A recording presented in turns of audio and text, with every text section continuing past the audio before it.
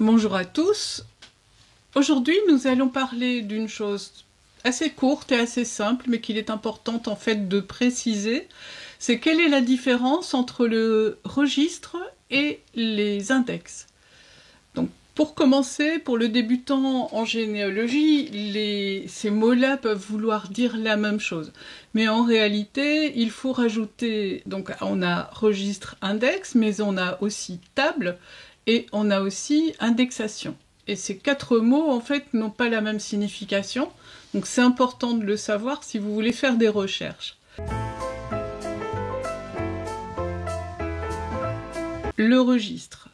Les registres d'état civil ont été formatés par le législateur de façon à pouvoir entrer dedans les actes de naissance, les actes de mariage et les actes de décès. Et ils sont tous créés suivant un prototype. Début des années 1800, vous pouvez en trouver qui sont manuscrits. Peu à peu, vous en trouverez qui sont déjà imprimés avec des formulaires où les officiers d'état civil n'avaient plus qu'à les remplir. L'index. Alors, le législateur a eu la bonne idée de demander à la fin de chaque année de reporter les patronymes et les naissances ou les décès, les mariages, à la fin de chaque année civile. Donc, dans chaque registre d'état civil, vous êtes censé trouver cet index. Il est intéressant de noter tous les patronymes que vous recherchez dans votre journal de recherche, même à titre indicatif, en étant assez bref, et ensuite de vérifier s'ils appartiennent bien à votre famille. Les tables décennales. Alors, elles concernent aussi les actes d'état civil,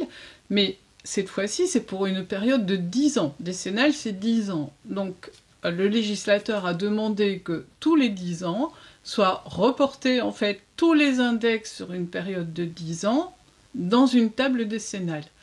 Attention, en Belgique, cette table décennale est nommée index décennal. Donc ça revient au même, mais il faut le savoir. Ne cherchez pas les tables décennales. Si vous ouvrez une table décennale, en fait, vous verrez qu'elles sont par ordre alphabétique et que, prenons l'exemple des Durand, vous allez trouver tous les Durand, avec un T ou avec un D, qui sont notés en fait dans 10 ans de registre. C'est à vous à prendre les références et ensuite, après, à chercher pour voir s'ils appartiennent bien à votre famille. L'indexation. Par rapport au précédent paragraphe, vous comprenez ce que c'est que l'indexation.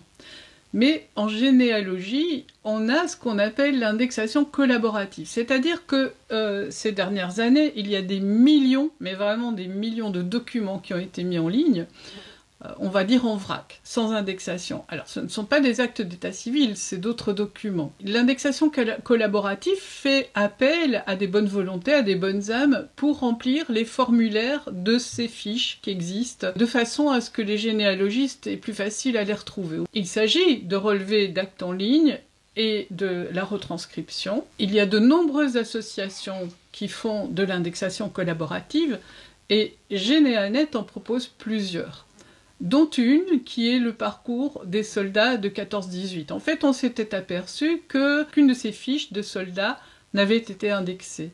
Et donc, il y a un défi collaboratif qui avait été lancé, auquel beaucoup de gens ont répondu. Il s'était donné une période d'un peu plus de 2 ans, ça a été terminé dans un laps de temps plus court, ça a été vraiment un mouvement extraordinaire.